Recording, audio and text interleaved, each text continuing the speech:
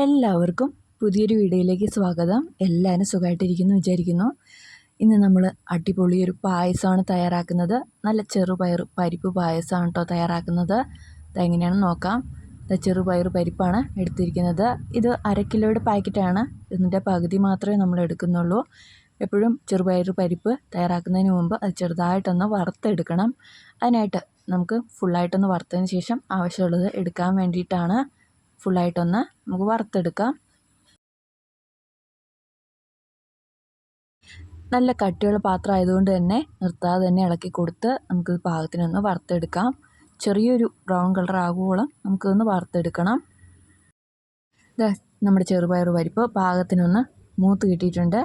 ചെറിയൊരു brown colour നമുക്കിതിന് തോന്നും. ഇനി ഇത് നമുക്ക് അടുപ്പത്തുനിന്ന് മാറ്റി വെക്കാം. നല്ല കട്ടിയുള്ള പാത്രം ആയതുകൊണ്ട് തന്നെ അതിൽ നിന്ന് നമ്മൾ മാറ്റുന്നുണ്ട്. അതല്ലെങ്കിൽ പിന്നെയും അതിൻ്റെ പാകം മാറിപ്പോവും. അതുകൊണ്ട് തന്നെ വേറൊരു പ്ലേറ്റിലേക്ക് നമ്മളിതെല്ലാം ഒന്ന് മാറ്റുന്നുണ്ട്. ഇനി പായസം തയ്യാറാക്കുന്നത് എങ്ങനെയെന്ന് നോക്കാം. വീണ്ടും നമ്മൾ ഉരുളി വെച്ച് കൊടുത്തിട്ടുണ്ട്. അടുത്തായിട്ട് നെയ്യാണ് ചേർത്ത് കൊടുക്കുന്നത്. ഒരു തവി നെയ്യ് ചേർത്ത് കൊടുക്കുന്നുണ്ട്. നെയ്യ് നന്നായിട്ടൊന്ന് ചൂടായി വന്നോട്ടെ. ചൂടായി വന്നതിന് ശേഷം നമുക്കിനി വറുത്ത് കോരി മാറ്റാനുള്ളതൊക്കെ ആദ്യമേ ഒന്ന് വറുത്ത് കോരി മാറ്റി വെക്കണം. നെയ്യ് നല്ലപോലെ ഒന്ന് ചൂടായി വന്നതിന് ശേഷം നമുക്ക് ആദ്യമേ തന്നെ തേങ്ങാക്കൊത്ത് ഇട്ട് കൊടുക്കാം. ഒരു 5 തേങ്ങാപ്പൂൾ ചെറുതായി കൊത്തി അരിഞ്ഞത് ആദ്യമേ ഒന്ന് ഇട്ട് കൊടുക്കുന്നുണ്ട്. തേങ്ങ ആദ്യമേ തന്നെ വറുത്ത് കോരി മാറ്റണം.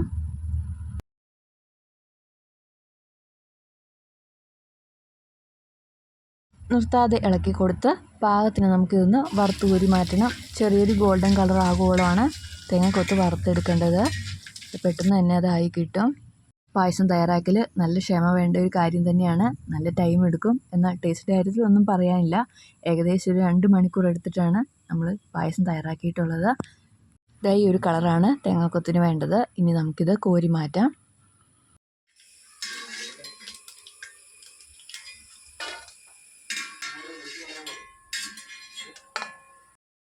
തേങ്ങാക്കൊത്ത് കോരി മാറ്റിയതിന് ശേഷം അടുത്തായിട്ട് അണ്ടിപ്പരിപ്പാണ് ചേർത്ത് കൊടുക്കുന്നത്. ഇതും ചെറിയൊരു ഗോൾഡൻ കളർ ആകുവോളം നമുക്കിതൊന്ന് വറുത്തെടുക്കണം. ഇത് പെട്ടെന്ന് തന്നെ ആയി കിട്ടും. ഇതും കൂടി നമുക്ക് കോരി മാറ്റാം. ഇനി അടുത്തായിട്ട് ഉണക്കമുന്തിരി ചേർത്ത് കൊടുക്കാം. എല്ലാം ഒരു പിടിയാണ് ചേർത്ത് കൊടുക്കുന്നത്. പ്രത്യേക അളവൊന്നും ചേർക്കുന്നില്ല. കൂടുതൽ വേണമെങ്കിൽ കൂടുതൽ ചേർക്കാമെന്ന് മാത്രം. എന്നാലും മുന്തിരി ഒരുപാട് ചേർക്കാറില്ല. മുന്തിരിയും നമ്മൾ എണ്ണയിലിട്ട് കൊടുക്കുമ്പോഴേ ഒന്ന് കൊമളിച്ച് വരും. ഒരു പാകമായി കഴിഞ്ഞാൽ കോരി മാറ്റാവുന്നതാണ്. മുന്തിരി നമ്മൾ കോരി മാറ്റിയിട്ടുണ്ട്. വറുത്ത് കോരി മാറ്റാനുള്ളതെല്ലാം നമ്മൾ മാറ്റിയിട്ടുണ്ട്. ഇനി അടുത്തായിട്ട് അതേ എണ്ണയിലേക്ക് തന്നെ ഒരു 2 ലിറ്റർ വെള്ളം നമ്മൾ ഒഴിച്ചു കൊടുക്കുന്നുണ്ട്. കറക്റ്റ് 2 ലിറ്റർ വെള്ളമാണ് ആദ്യമേ ഒന്ന് ഒഴിച്ചു കൊടുക്കുന്നത്. ഇനി ഈ വെള്ളം നല്ലപോലെ ഒന്ന് തിളച്ച് വന്നതിന് ശേഷം നമുക്കിനി ഇതിലേക്ക് അരി ഇട്ട് കൊടുക്കാം. 1/4 കിലോ പച്ചരിയാണ് നമ്മൾ ചേർത്ത് കൊടുക്കുന്നത്. നല്ല കഴുകി വൃത്തിയാക്കിയതിന് ശേഷം നമുക്കിതൊന്ന് ചേർത്ത് കൊടുക്കാം. ഇനി ഇത് നിർത്താതെ ഒന്ന് മിക്സ് ചെയ്ത് കൊടുത്തുകൊണ്ടിരിക്കണം. അരി വേവുന്നതനുസരിച്ച് വെള്ളം താനേ പറ്റി വന്നോളും. എന്തായാലും നമുക്ക് ഈ വെള്ളമൊന്നും തികയില്ല. അതുകൊണ്ട് തന്നെ നമുക്കിത് പറ്റി വരാനുള്ളതാണ്. ഇനി അടുത്തായിട്ട് നമ്മൾ വറുത്ത് കോരി മാറ്റി വെച്ചിരിക്കുന്ന ചെറുപയർ പരിപ്പാണ് ചേർത്ത് കൊടുക്കേണ്ടത്. ഇതും നമ്മൾ എന്തോരം പച്ചരിയാണ് എടുത്തിട്ടുള്ളത് അത്രയും തന്നെയാണ് പരിപ്പും ചേർത്ത് കൊടുക്കുന്നത്. 1/4 കിലോ ചെറുപയർ പരിപ്പും കൂടി നമുക്ക് ചേർത്ത് കൊടുക്കണം. വറുത്ത് കോരി മാറ്റിയ ചെറുപയർ പരിപ്പ് നല്ലപോലെ കഴുകിയെടുത്തതിന് ശേഷം വേണം പച്ചരിയുടെ കൂടെ ചേർത്ത് കൊടുക്കാനായിട്ട്. ചേർത്ത് കൊടുത്തിട്ടുണ്ട്. ഇനി നിർത്താതെ മിക്സ് ചെയ്ത് കൊടുത്തുകൊണ്ടിരുന്നാൽ മാത്രം മതി. പച്ചരിയും പരിപ്പും പാകത്തിന് തന്നെ വെന്ത് കിട്ടണം. അതുവരെ നമുക്കിത് നിർത്താതെ മിക്സ് ചെയ്ത് കൊടുക്കാം. വെള്ളമെല്ലാം നന്നായിട്ടൊന്ന് പറ്റി കുറുകി വന്നിട്ടുണ്ട്. അരി കുറച്ചുകൂടി വേവാനുണ്ട്. പരിപ്പ് നല്ലപോലെ വെന്തിട്ടുണ്ട്. എന്നാലും അരി വേവാനുള്ളതുകൊണ്ട് തന്നെ നമ്മളിനി വേവാനായിട്ടുള്ള കുറച്ച് പാലാണ് ചേർത്ത് കൊടുക്കുന്നത്. 3-ാം പാല് കുറച്ച് മാത്രം നമ്മൾ ചേർത്ത് കൊടുക്കുന്നുണ്ട്. ചൂട്ടി പിടിക്കാതെ പെട്ടെന്ന് തന്നെ വെന്ത് കിട്ടാൻ വേണ്ടിയിട്ട് മാത്രം കുറച്ച് തേങ്ങാപ്പാൽ ചേർത്ത് കൊടുക്കാം. ഇനി വെള്ളമൊട്ടും ചേർത്ത് കൊടുക്കാണ്ട. അതുകൊണ്ടാണ് തേങ്ങാപ്പാൽ തന്നെ ഒന്ന് ഒഴിച്ചു കൊടുക്കുന്നത്. നിർത്താതെ മിക്സ് ചെയ്ത് കൊടുക്കാം. ചൂട്ടി പിടിക്കാതെ എപ്പോഴും ശ്രദ്ധിക്കണം. അതുകൊണ്ട് തന്നെ നിർത്താതെ തന്നെ നമ്മളെപ്പോഴും മിക്സ് ചെയ്ത് കൊടുക്കണം. കുറച്ചുകൂടി പാൽ ഒഴിച്ചു കൊടുക്കുന്നുണ്ട്. അരി കുറച്ച് വേവാനുള്ളതുകൊണ്ടാണ് നമ്മൾ ഇതുപോലെ ചേർത്ത് കൊടുക്കുന്നത്. ഇനി നല്ലപോലെ ഒന്ന് വേവാനായിട്ട് നമുക്ക് വെയിറ്റ് ചെയ്യാം. അരി നന്നായിട്ടൊന്ന് വെന്ത് കിട്ടിയിട്ടുണ്ട്. പരിപ്പ് ആദ്യമേ തന്നെ വെന്തിട്ടുള്ളതാണ്. ഇനി ഈ ഒരു പരിവായി കഴിഞ്ഞാൽ നമുക്ക് ഉരുക്കി വെച്ചിരിക്കുന്ന ശർക്കര ചേർത്ത് കൊടുക്കാം. 3/4 കിലോ ശർക്കര 1 ഗ്ലാസ് വെള്ളം ഒഴിച്ച് നന്നായിട്ട് തിളപ്പിച്ച് കുറുക്കിയെടുത്തിട്ടുള്ളതാണ്. ഇത് നമുക്കിനി വെന്ത അരിയുടെ കൂടി ഒന്ന് ചേർത്ത് കൊടുക്കാം. ശർക്കര പാനി എപ്പോഴും ചെറുതായിട്ടൊന്ന് അരിച്ച് വേണം നമ്മൾ പായസത്തിലേക്കൊക്കെ ചേർക്കാനായിട്ട്. കാരണം ശർക്കരയിലൊക്കെ എങ്ങനെ പോയാലും കുറച്ചെങ്കിലും കല്ല് മണൽത്തരിയൊക്കെ കാണും. അതുകൊണ്ടാണ് അരിച്ച് തന്നെ ഒഴിക്കുന്നത്. നന്നായിട്ട് അരിച്ച് ഒഴിച്ച് കൊടുത്തിട്ടുണ്ട്. ഇനി മിക്സ് ചെയ്ത് കൊടുക്കാം.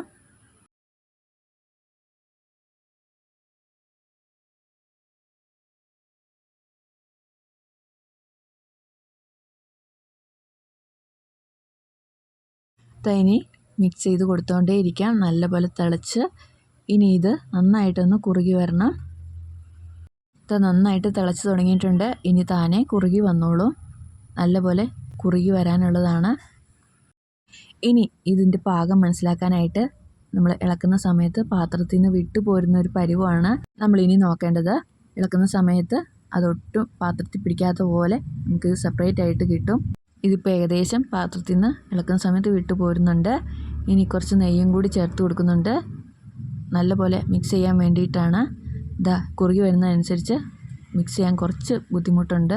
അതുകൊണ്ട് തന്നെ മിക്സ് ചെയ്യാൻ എളുപ്പത്തിന് വേണ്ടിയിട്ട് കുറച്ച് നെയ്യ് ഒഴിച്ച് കൊടുക്കാം. ഇളക്കി കൊടുക്കുന്ന സമയത്ത് നല്ലപോലെ അടി പിടിക്കാതെ നമുക്ക് കിട്ടുന്നുണ്ട്. ഇതുപോലെ ഇളക്കി കൊടുക്കുന്ന സമയത്ത് പാത്രം തെളിഞ്ഞ് കാണണം. ഇതിപ്പോൾ അതുപോലെ കിട്ടുന്നുണ്ട്. ഇനി നമുക്ക് ആദ്യമേ തന്നെ 3-ാം പാല് ചേർത്ത് കൊടുക്കാം. ഒറ്റയടിക്ക് ഒഴിച്ചു കൊടുക്കാതെ കുറച്ച് കുറച്ചാണ് ഒഴിച്ചു കൊടുക്കുന്നത്. 1.5 ലിറ്റർ 3-ാം പാലാണ് ഒഴിച്ചു കൊടുക്കുന്നത്. അത് കുറച്ച് കുറച്ചായിട്ട് ഒഴിച്ചു കൊടുത്താലാണ് മിക്സ് ചെയ്യാൻ എളുപ്പം കിട്ടുള്ളൂ. അതുകൊണ്ട് കുറച്ച് കുറച്ചായിട്ട് ഒഴിച്ചു കൊടുക്കുന്നുണ്ട്.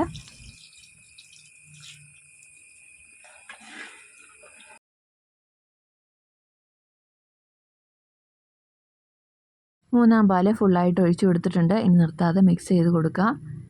നല്ലപോലെ തിളച്ച് വരണം. തിളച്ച് ചെറുതായിട്ടൊന്ന് പറ്റി വരണം. അതുവരെ നമുക്ക് നന്നായിട്ട് നിർത്താതെ തന്നെ മിക്സ് ചെയ്ത് കൊടുത്തുകൊണ്ടേ ഇരിക്കാം. ഇത് നല്ലപോലെ പായസം തിളച്ചിട്ടുണ്ട്. ചെറുതായിട്ടൊന്ന് കുറുകിയിട്ടുമുണ്ട്. ഈ ഒരു പരുവായി കഴിഞ്ഞാൽ നമുക്കിനി 2-ാം പാല് ചേർത്ത് കൊടുക്കാം. 3-ാം പാൽ ഒഴിച്ചു കൊടുത്ത് നല്ലപോലെ തിളച്ച് പറ്റി കുറുകി വന്നതിന് ശേഷമാണ് നമ്മൾ 2-ാം പാല് ചേർത്ത് കൊടുക്കുന്നത്. 2-ാം പാല് 1 ലിറ്ററാണ് നമ്മൾ ചേർത്ത് കൊടുക്കുന്നത്. 2-ാം പാലും ചേർത്ത് കൊടുത്തിട്ടുണ്ട്. വീണ്ടും നമുക്ക് നന്നായിട്ട് മിക്സ് ചെയ്തെടുക്കാം. ഇനി ഇതും നല്ലപോലെ തിളച്ച് നല്ലപോലെ ഒന്ന് കുറുകി വരണം.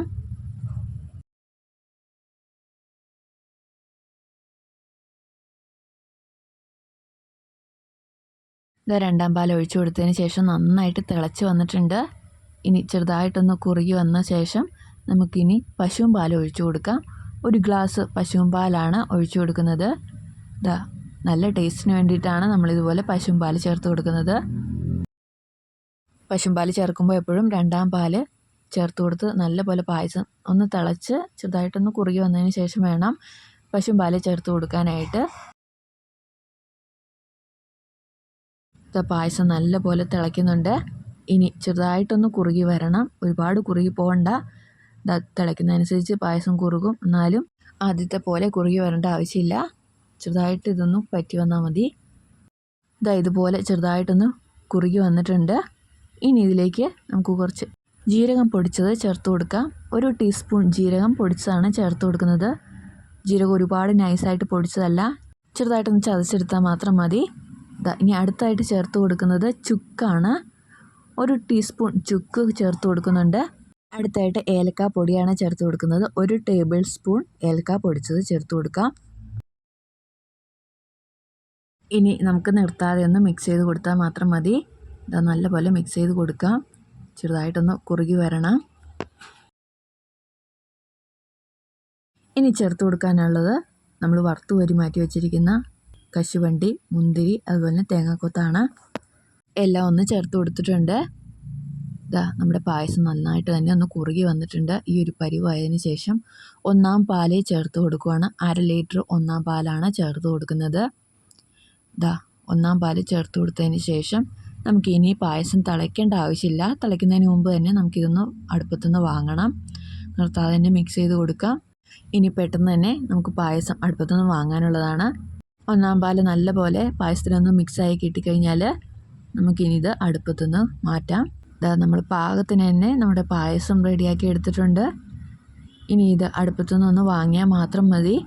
ഇതാ അടിപൊളി പായസമാണ് കേട്ടോ. ചെറുപയർ പരിപ്പ് പായസം എന്ന് പറയുമ്പോൾ തന്നെ ഇത്രയും ടേസ്റ്റുള്ള പായസം വേറെ ഇല്ല. ഏറ്റവും ഫേവറേറ്റ് ആയിട്ടുള്ള പായസമാണ് കേട്ടോ. എത്ര കുടിച്ചാലും നമുക്ക് മതിയാവില്ല. ഇതാ പായസം അങ്ങനെ റെഡി ആയിട്ടുണ്ട്. ഇനി അടുപ്പത്തു നിന്നൊന്ന് മാറ്റാം. ഇത് നമ്മുടെ അടിപൊളി പായസം അങ്ങനെ റെഡി ആയിട്ടുണ്ട്.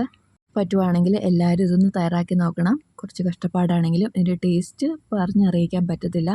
അപ്പോൾ എല്ലാവർക്കും നല്ലൊരു ഓണാശംസയും കൂടി നേർന്നുകൊള്ളുന്നു. ഇതപ്പോൾ നമ്മുടെ പായസവും റെഡി ആയിട്ടുണ്ട്. ഇനി വീണ്ടും നല്ലൊരു റെസിപ്പീസുമായിട്ട് വീണ്ടും കാണാം. അതുവരെ എല്ലാവർക്കും ബായ്.